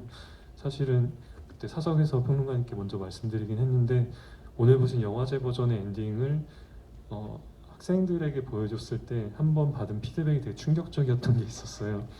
도청의 마지막에 이강섭 선생님이 순찰하시는 장면들로 지금 영화제 버전 엔딩 시퀀스의 조금 앞부분이 구성이 돼 있는데 영화에서는 이제 도청 외부 공간을 몇 번 옛날 사진을 통해서도 나오고 이제 전경을 통해서도 나오는데 도청 내부에서 회의실에서 커튼을 닫는 장면이라던가 그런 것들은 내부 공간 처음 그 엔딩에서 나오는데 한 중학생이었나 고등학생이었나 기억이 안 나는데 그 학생이 보고 이거는 영화 시사회를 준비하는 이제 아직 관객들이 도착하기 전이어서 텅 빈 의자들이 이제 수십 개가 놓여져 있는 극장인가 보다. 극장에서 이 아저씨가 영화 상영 전에 커튼을 닫는다라고 이야기를 해서 이게 왜 여기 들어가 있는지 모르겠다라고 말씀을 해주셨던 게 되게 충격적이었고 저희 영화의 애초 컨셉이 5.18을 전혀 모르는 젊은 관객 혹은 아직 태어나지 않은 관객들이 봤을 때도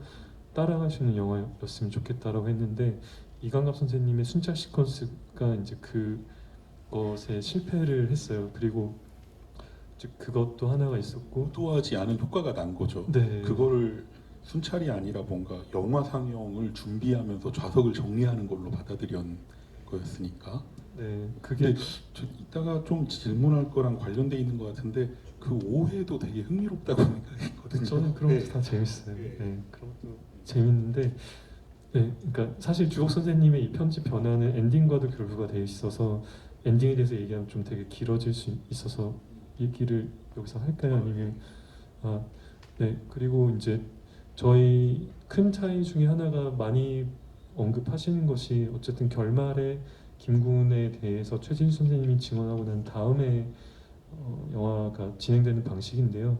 이전 지금 오늘 보신 버전에서는 어쨌든 뭐 김군의 죽음에 대한 법원의 95년도의 어떤 판결이라던가 송암동에서 돌아가신 분들의 명단들 하나하나 이름들을 보여드리고 마지막에 낮 시간대 도청의 빈 공간들을 좀 순회하고 망월동미역도 잠깐 갔다 왔다가 마지막에 낮에 이제 분수대에 물이 뿜어져 나오는 가운데 그 도청 문이 바람에 의해서 이제 움직이는 장면으로 끝나고 그 와중에 이제 성명불상 무장 시민군이란 그 자막이 김군으로 바뀌면서 끝났었는데요. 그게 조금 더 현재 살아계신 분들의 이야기로 확장을 했으면 좋겠다라고 했을 때 그것을 저희는 이번 영화제 버전 편집할 때도 어쨌든 이강섭 선생님이 그런 살아남은 자 그리고 김군이 있지는 않은 것으로 판명이 되었지만 여전히 어쨌든 생존자로서 어떤 많은 고문으로 인한 어떤 기억 상실이나 트라우마를 안고 사시는 분이기 때문에 살아남은 자들을 대표해서 이분을 보여드릴 수 있겠다라고 생각을 했었는데요. 지금 재편집을 하면서 그것을 더 확장을 해야겠다라고 생각을 했었던 게 있었어요. 그래서 이강섭 선생님 한 사람이 아니라 사실은 양둥란 선생님의 목소리긴 하지만 뭐 이름이 다시 거명되진 않기 때문에 불특정한 어떤 생존자의 목소리로서의 어떤 살아남은 자의 죄책감에 대해서 말하는 부분의 목소리와 도시 공간들의 인서트를 넣고 마지막에 주옥 선생님께서 5.17 전야제 때 주먹밥을 나눠주시는 모습 그리고 밤 시간대의 도청 공간을 보여줌으로써 좀 그것을 더 현재적인 이미지이고 더 아무것도 모르는 관객들이 봤을 때도 직관적으로 받아들일 수 있는 이미지로 바꾸려고 노력을 했던 것 같아요. 그리고 이제 세 번째 여쭤보고 싶은 거는 그 앞서 여쭤본 거보다는 조금 뭐 간단한 거였어요.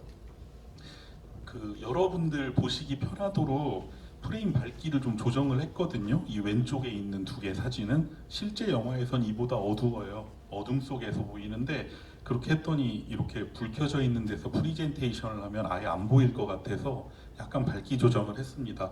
보면 그 광주 민주화 운동 당시의 사진이 프로젝션 되는 거를 보고 있는 인터뷰이들이 도입부에 나오고요. 그리고 또 이제 이번에는 극장 공간에서 또 이강갑, 최영철, 최진수 세 분이 함께 극장에서 프로젝션 되는 사진을 보고 있는 게 이제 또 보입니다. 그러니까 이 영화의 앞과 뒤에 이렇게 프로젝션 된 사진을 본다, 뭐 사진첩을 본다거나 이런 게 아니고 이렇게 뭔가 프로젝션에서 어딘가에 사진을 쏘고 그거를 요 증언자들이 본다라고 하는 상황이 주어져 있는데, 일단 김군을 보면서 왜 이처럼 어둠 속에서의 프로젝션이라고 하는 상영 내지는 장치가 도입부와 결말부에 필요했을까라고 생각하는 거, 이거 궁금해하는 거는 아마 영화 보신 분들이라면 다 떠올리실 거라고 생각하거든요. 그래서 이거에 대해서 먼저 이제 세 번째 질문으로 여쭤보고 그 다음에 약간 이와 이어지는 걸로 네 번째 질문으로 넘어가도록 하겠습니다. 네,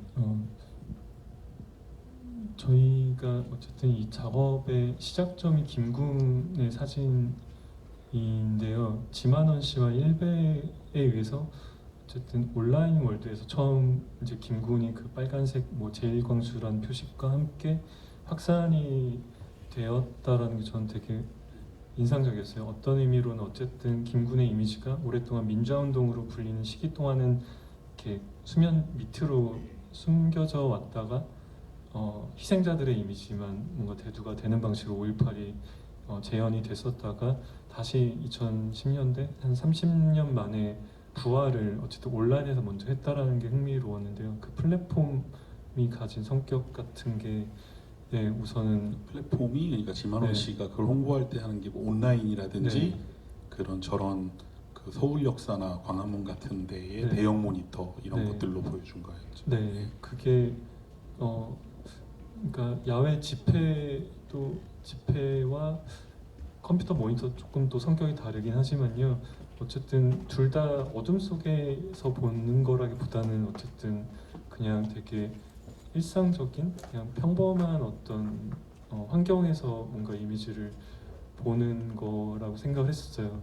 그와 반면에 광주의 생존자들은 사실 그런 이미지들을 평소에 볼 일도 없고 보는 것을 많이들 이제 괴로워하시는 분들도 많고, 물론 거기서 되게 즐거운 순간도 경험하시긴 하지만 기본적으로 쉽게 접하지 못한다라는 것도 하나가 있었고요. 또 저희가 이제 이 첫 번째 조사실 같은 경우는 한 2016년 1월부터 저희가 본격적으로 저희 제작진이 광주에 내려와서 숙소를 잡고 9월까지 본격적으로 촬영을 하던 중에 7월 달에 촬영한 거예요. 그러니까 7개월 정도 촬영을 선생님들이 대부분 많이 만나고 나서 어느 정도 좀 정리된 방식의 촬영을 해야만 하겠다라는 생각이 들었었고요. 그래서 페퍼포그에 탑승했거나 페퍼포그에 탑승한 시민군과 관련돼 있는 분들만 저희가 초대를 해서 인터뷰를 했었어요. 이게 영화의 오프닝이 될 수 있겠다라는 생각에.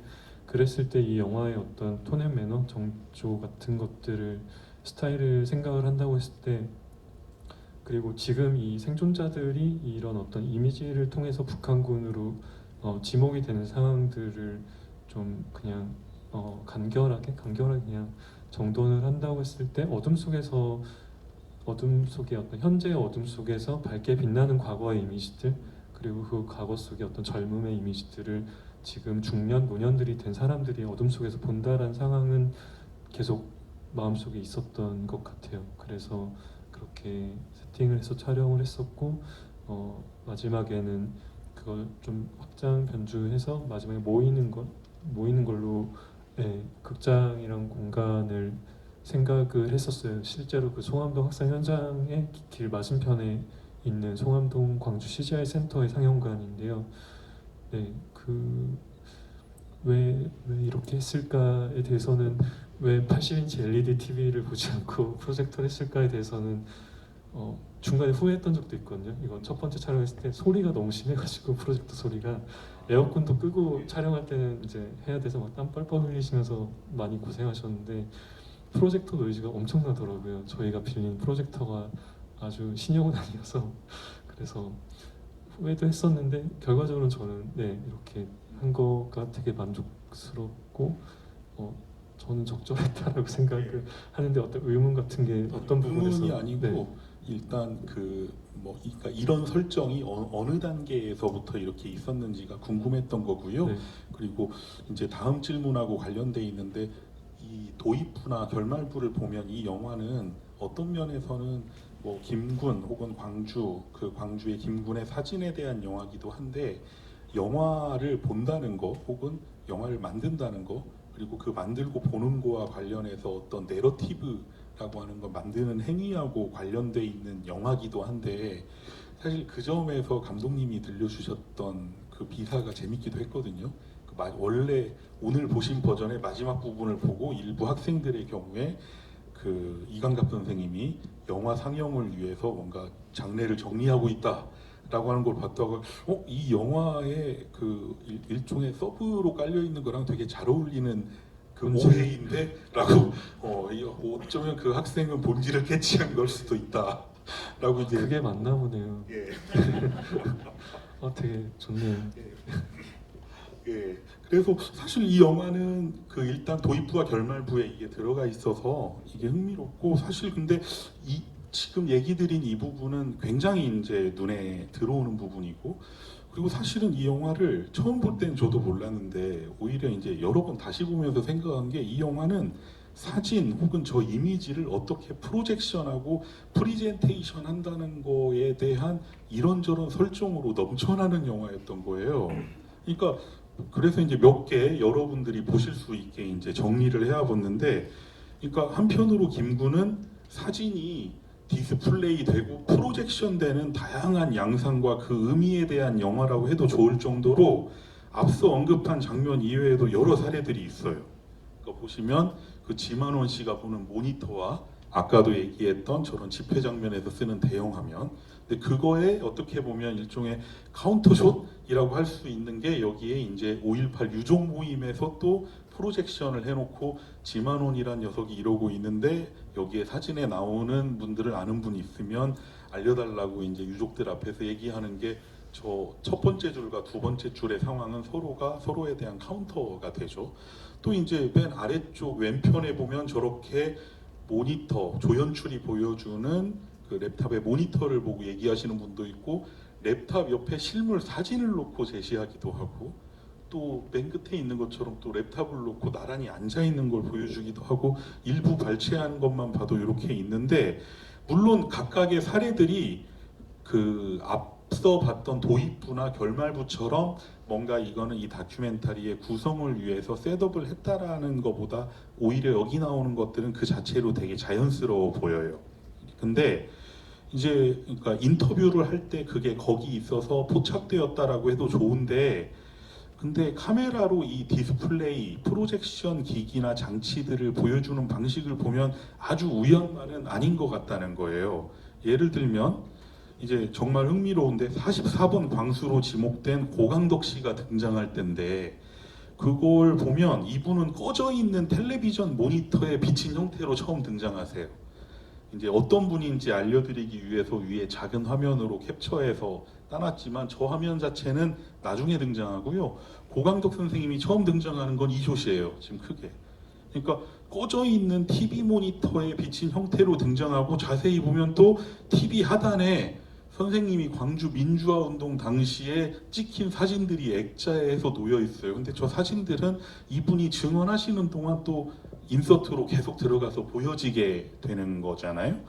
그래서 이제 또 하나 또 이제 빼놓을 수 없는 게 이창성 사진 기자분이 자신이 찍은 사진의 네거티브를 자세히 들여다보는 장면도 있는데 굳이 또 이제 저렇게 네거티브로 반전해서 보여주기도 하고 또 매우 흥미로운 걸로 이 영화의 출발점이 됐던 이 김군의 사진을 바로 이 사진이 찍힌 현재의 장소 위에다가 그 디졸브 시켜놓은 것도 있죠. 네, 이중인화로. 그러니까 이건 이 화면은 80년의 광주고 그 뒤에 배경은 지금 현재의 광주인 거잖아요.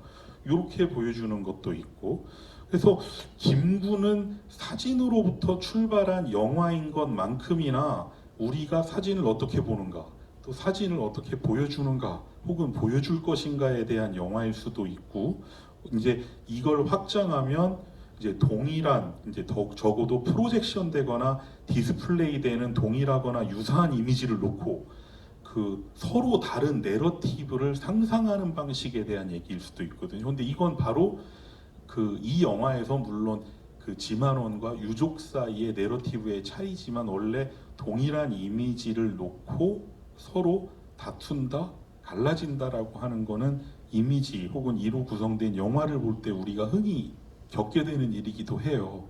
그래서 그렇게 보면 김구는 영화 만들기나 보기에 대한 영화라고까지 비치고 그래서 그 고교생의 오해가 흥미롭기도 했다라는 거였는데 이제 이렇게 생각해 본 다음에 이제 이어서 요 이미지를 떠올려 보면 김군에서 아주 특권적인 이미지가 됩니다. 이 숏은 왜냐 여기서 이제 주옥 선생은 내러티브를 만드는 사람이 아니라 들려주는 이고 들려주는 사람으로서 뭔가 저 벽면에 있는 공식적으로 기록된 내러티브하고 대면하고 있기 때문이에요.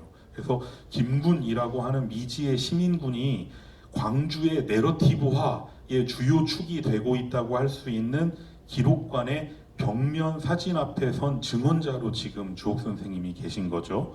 그래서 이제 전체적으로 이렇게 몇 개의 사례들을 지금 클립을 따와봤는데 확실히 이 영화는 사진이라고 하는 걸 어떻게 프로젝션 디스플레이 해줄 것인가 보여줄 것인가 사람들은 그렇게 보는가 혹은 제작진은 어떻게 보여줄 건가 또 이렇게 보고 보여주는 게 어떤 내러티브를 만드는가 이런 것들이 되게 긴밀하게 얽혀 있는 영화인 것처럼 보인다는 거죠. 그래서 이제 이 김군의 촬영 및 편집에 있어서 이런 사진이라는 거를 프로젝션하고 디스플레이하는 방식에 대한 고려가 어떻게 논의되고 실제로 어떻게 이루어졌고 하는지에 대해서 좀 말씀을 들어보고 싶었습니다. 네, 네, 되게 좋네요. 저희가 처음에 이제 선생님, 주옥 선생님 증언 듣고 이제 뭐 항쟁 생존자분들이나 뭐 넉마주의와 관련된 분들을 만날 때 처음에는 주옥 선생님한테 보여드린 그대로 그 아이폰 핸드폰에 그냥 김군 사진 넣어서 이렇게 보여드리니까 그리고 앞서서 그 약간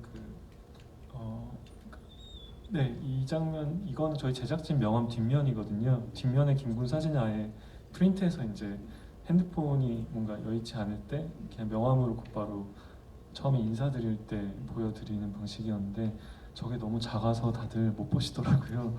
그래서 크게 보여드려야겠다라고 생각을 해서 이제 노트북을 이제 좀 오랫동안 보통 저희가 인터뷰를 하면 2~3시간 정도 말씀을 나누니까 예, 여러 가지 사진들을 다 보고 또 확대가 필요할 때는 줌인을 해서 보여드리기도 하는 방식으로 이제 인터뷰를 진행을 했었는데요.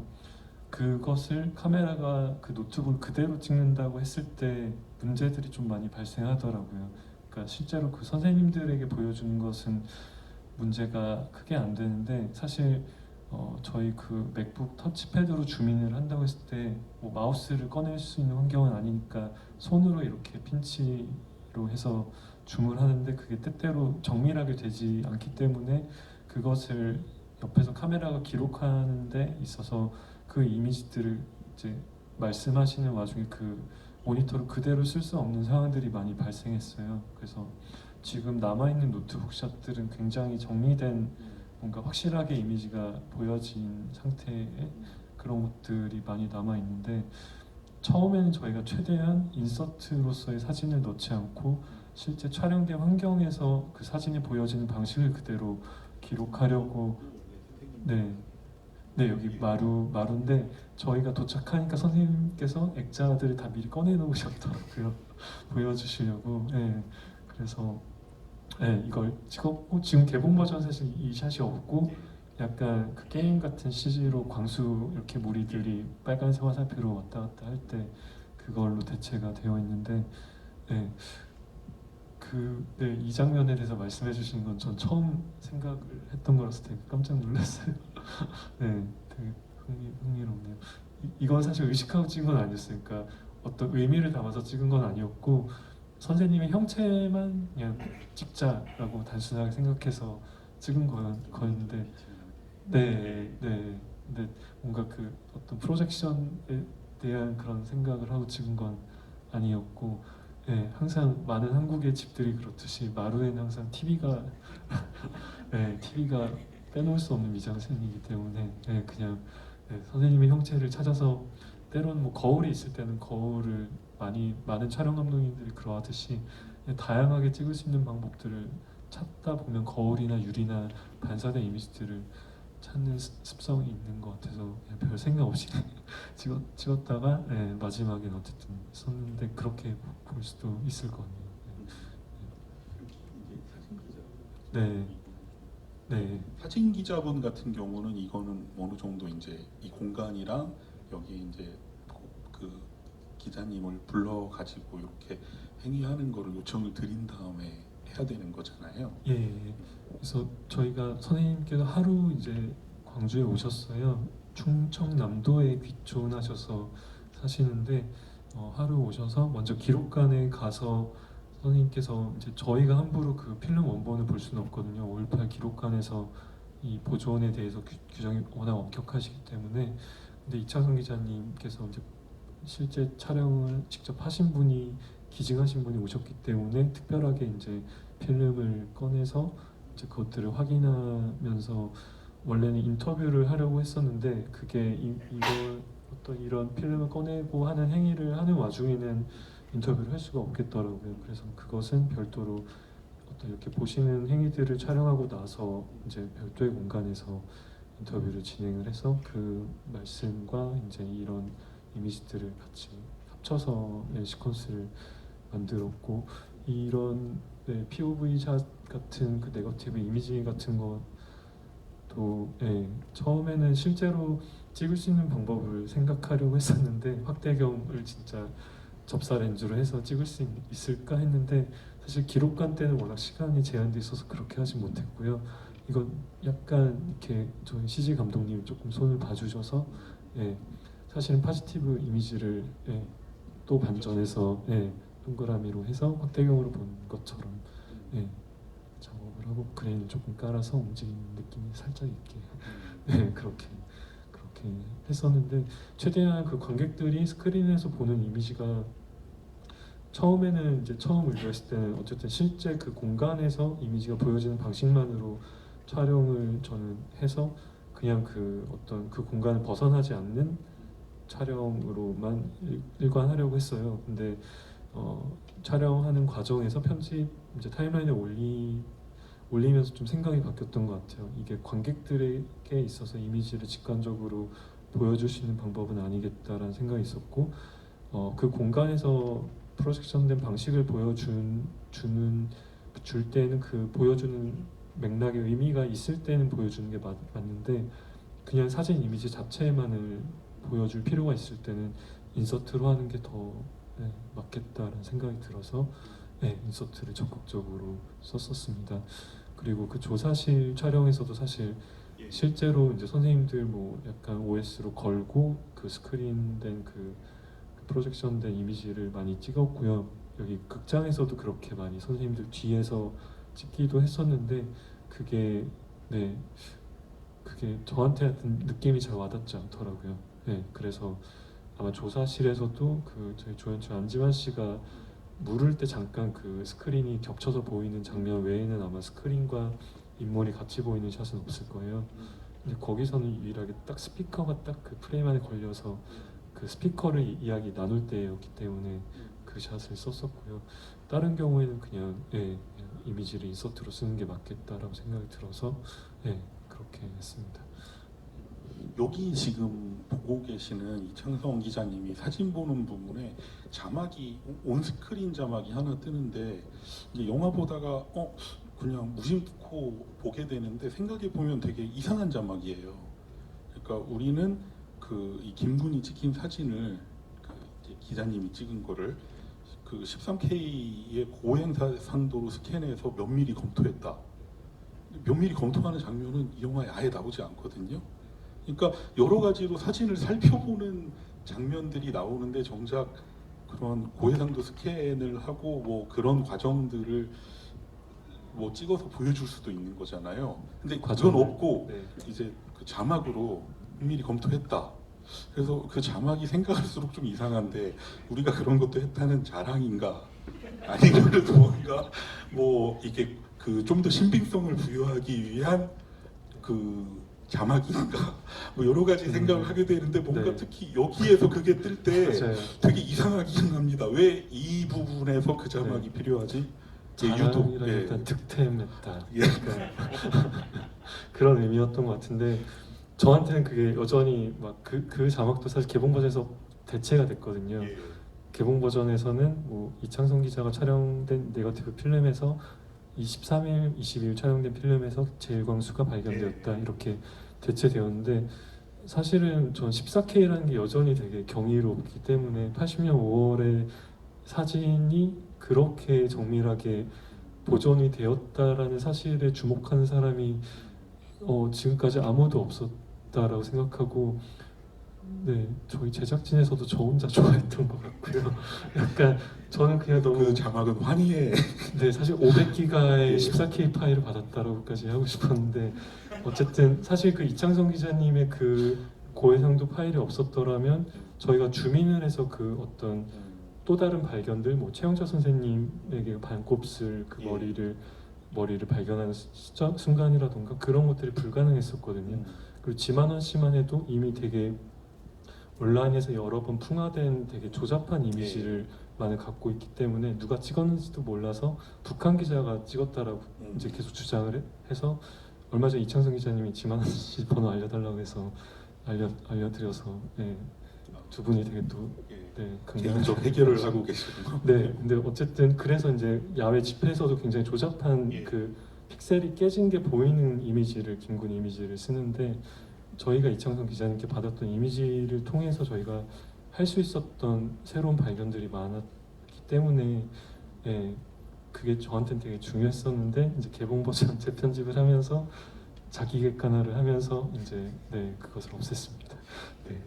그래서 오늘은 여러분들이 이제 영화제 버전을 봤기 때문에 그 자막이 있는 상태로 이제 이 해당 부분을 보실 수 있었고요. 마지막인데 사실 이제 뭐 그 오늘 말씀드리면서 영화의 뭐 몇 군데를 이렇게 따와서 보여드리기도 하고 그런데 이거는 뭐 영화의 특정 부분에 대한 게 아니라 이 영화를 감싸고 있는 정조 제작진의 태도 혹은 이제 인터뷰에서 그 감독님 혹은 아까 앞에 나오셔서 말씀 주셨던 고유희 PD님 등의 제작진이 얘기했던 것 혹은 또 이 영화에 대해서 그 여러 가지 좋은 글을 쓰셨던 어떻게 보면 감독님하고 약간 동세대에 속할 수도 있다고 생각되는 평론가분들의 언급 그래서 공이 발견되는데 제가 이제 갸웃거렸던 거예요. 반박 때문에 갸웃거린 게 아니라 저렇게 생각을 해본 적은 없는데 나는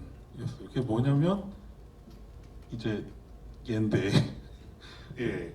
그러니까 글을 읽고 혹은 인터뷰 등을 찾아보면서 생각을 잘 안 하고 있다 놀란 것 중에 하나가 이제 그 강상우 감독님이 광주 민주화 운동 시기를 직접 겪지 않은 그러니까 뭐 잘 몰랐던 그러니까 1980년대 생이라는 게 연출자 본인에 의해서나 글 쓰는 분이나 대담자들에게서 계속해서 반복적으로 언급되고 있다는 점이 흥미로웠어요. 그러니까 저는 이게 좀 의아했는데 왜냐하면 역사적인 사건이나 인물에 대한 접근을 당사자가 아닌 혹은 그로부터 떨어진 사람이 시도하는 게 뭔가 이례적인 것이다라는 생각을 갖고 있는 것 같다는 인상을 받았거든요.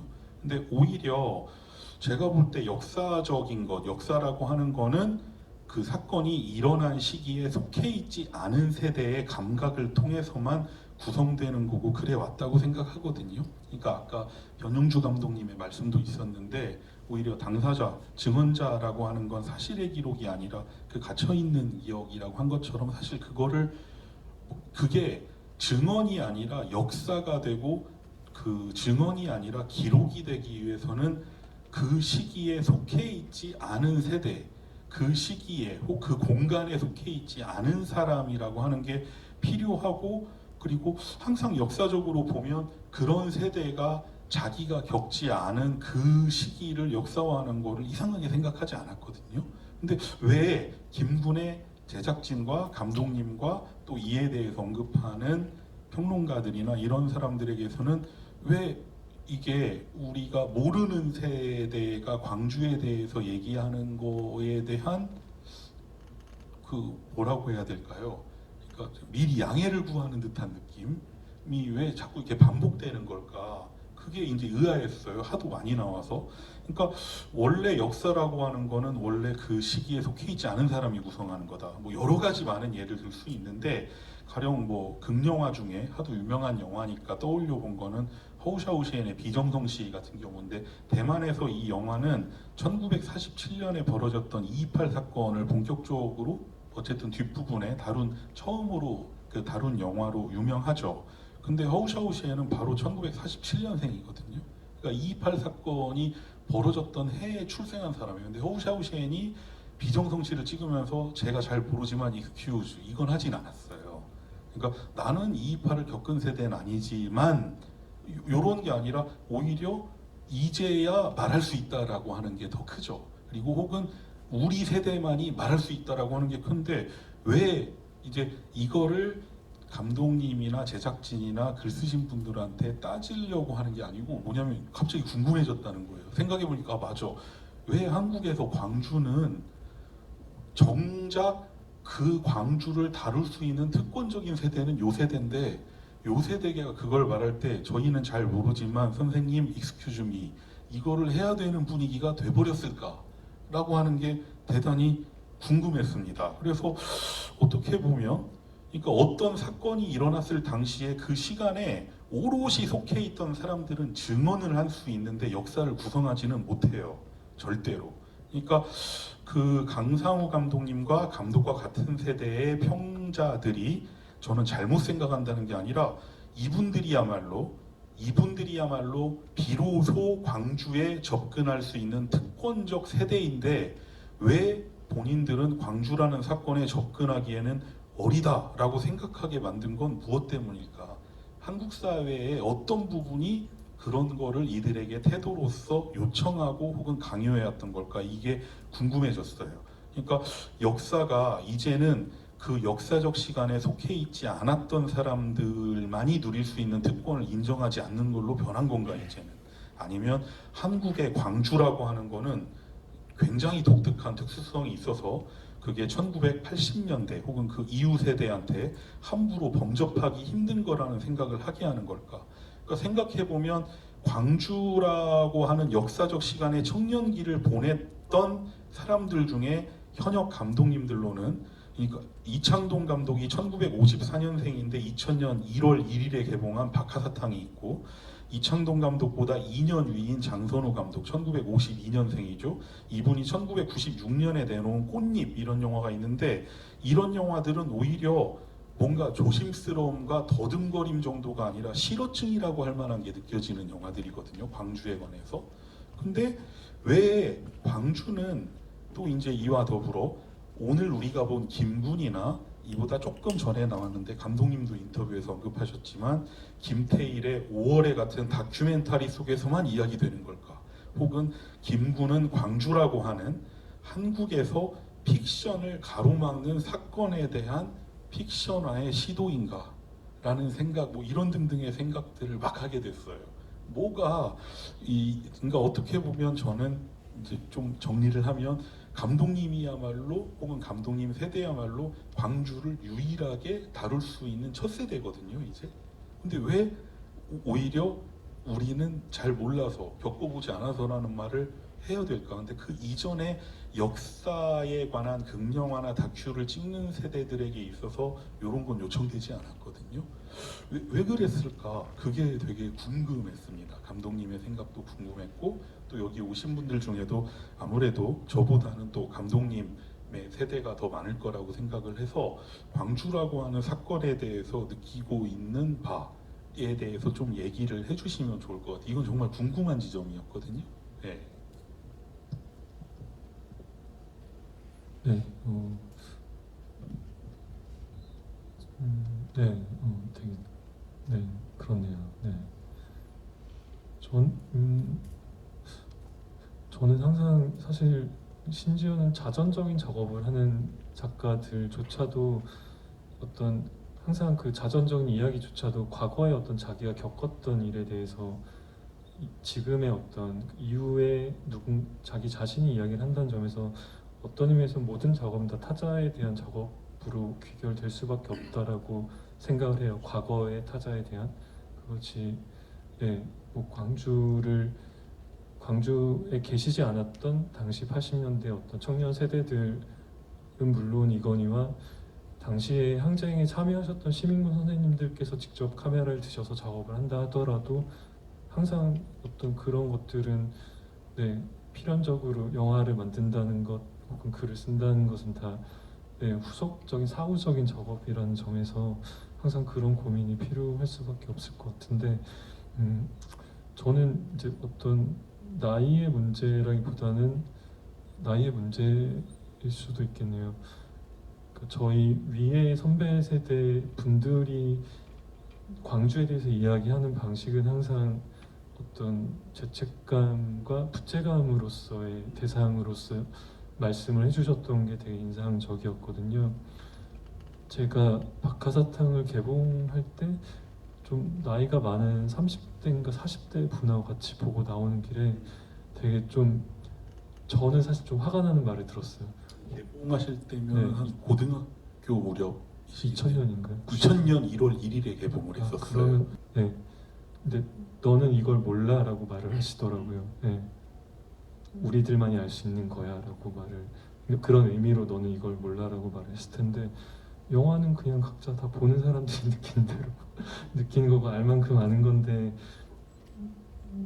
누군가만이 알 수 있고 누군가는 알 수가 없다라는 건 전 동의한 적이 없고 그래서 사실은 네, 저도 평론가님이 말씀하신 것처럼 오히려 그러니까 다양한 역사 쓰기가 가능하다고 생각해요. 전 동세대에서도 동세대들이 할 수 있는 그런 더듬거림의 방식의 역사 쓰기도 역사 쓰기라고 생각은 하는데 아무래도 그 일이 어느 정도 여파가 거치고 난 뒤에 모든 걸 조금 멀리서 시작할 수 있는 사람들이 볼 수 있는 어떤 시선은 조금 다른 시선일 수 있을 것 같아요. 그게 더 총체적일 수 있다라고 해서 더 좋은 시선이라고 생각하지는 않고요.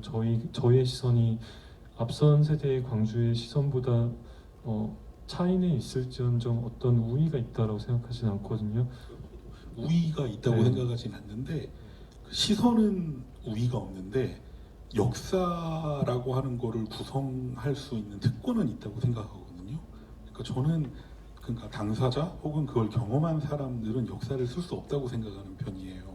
그러니까 뭐 제가 역사학이나 이런 거에 대해 뭐가 있어서가 아니라 그러니까 영화 감독 중에 이런 쪽에 어느 정도 재미있는 견해를 내놓은 사람이라면 파졸리니 같은 경우 파졸리니가 한 말 중에 되게 흥미롭게 생각하는 게 역사라고 하는 건 그 아버지를 이해하기 위한 아들들의 열정이다라고 그랬어요. 그러니까 아버지들은 역사를 쓸 수가 없어요. 네, 제가 볼 때 그들은 증언을 할 수 있는데 쓸 수는 없어요. 그러니까 증언할 수 있지만 아까 그 영화 같이 보고 오신 분의 얘기를 해주셨는데 너는 몰라, 나는 알아, 나는 아는데 나는 말하지 못한다라고 말하는 게 사실은 더 정확하다고 보거든요. 예. 그래서 시선보다는 뭔가 이 역사에 접근한다, 다룬다라고 하는 거와 관련해서는 저는 명확하게 그 이 시기에 속해 있지 않은 사람들이 갖고 있는 특권이 있다고는 생각해요. 예. 또 확보할 수 있는 시야의 측면에서는 그럴 수도 있을 것 같다는 생각이 드네요. 저희도 뭔가 세월호를 한다고 했을 때 김콩 같은 방식으로는 절대 못할 것 같다라는 생각이 들거든요. 되게 조심스러울 수밖에 없고 무섭기도 하고 함부로 이야기를 할 수 없을 것 같은 어떤 장벽 같은 게 있다라는 생각이 있어서 그런 맥락에서는 저도 동의가 되는 것 같습니다. 근데 어쨌든 저희는 그런 앞선 세대들이 가진 부채감이 없는 상태에서 시작을 했다라는 것을 이야기하는데 이제 그것이 그런 어떤 맥락에서 이야기가 된 것이 아닐까라는 생각만 했었어요. 근데 조금 부풀려진 측면이 좀 있는 것 같아요. 그런 나이가 이후 세대가 오히려 더 할 수 있는 것들도 있다라는 생각은 저도 듭니다. 이 영화는 보기에 따라서 되게 청춘 영화 같은 느낌이 있거든요.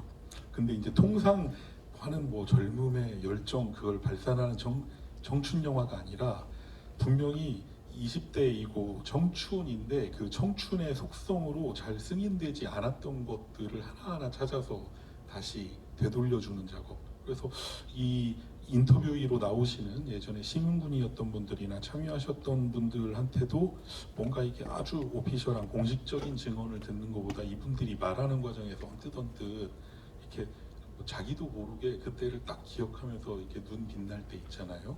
그런 거나 이제 그 뭐 이런 게 좋았다. 그때 나는 뭐 내가 변하지 않았었다. 뭐 이런 것들을 할 때 그리고 우리가 그 제일 대표적인 건 물론 김군의 이미지죠.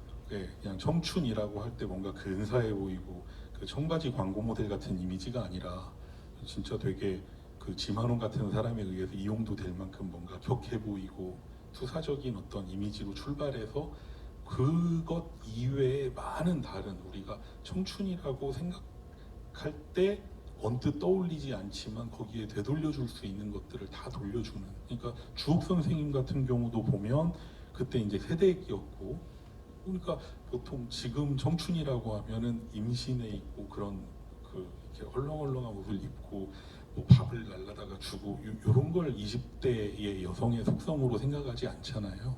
근데 어쨌든 그런 걸 하나하나 찾아서 비록 꽤 오래전의 일이지만 이분들에게 이렇게 이분들이 공유할 수 있었던 어떤 당시의 청춘 그리고 우리가 한번 어땠는지 재구성할 수 있는 그런 청춘이라고 하는 걸 구성한다는 점에서는 좀 특이한 청춘 영화처럼 보이기도 하고 그저 이 영화가 그 이전에 강상우 감독님이 만든 다른 영화들이 있잖아요. 데뷔하시기 전 그것들이랑 어떻게 보면 전혀 상관이 없어 보여서 사실 몇 차례 다시 본 다음에 이게 어떤 맥락에서 강상우 감독의 다른 영화 클림미나 백서나 혹은 아까 언급하신 우리는 없는 것처럼과 관련될까 할 때 생각해보니까 맞아 이 영화들은 청춘 영화랑 공통점이 있구나 라는 거 그거 하나 하더라고요.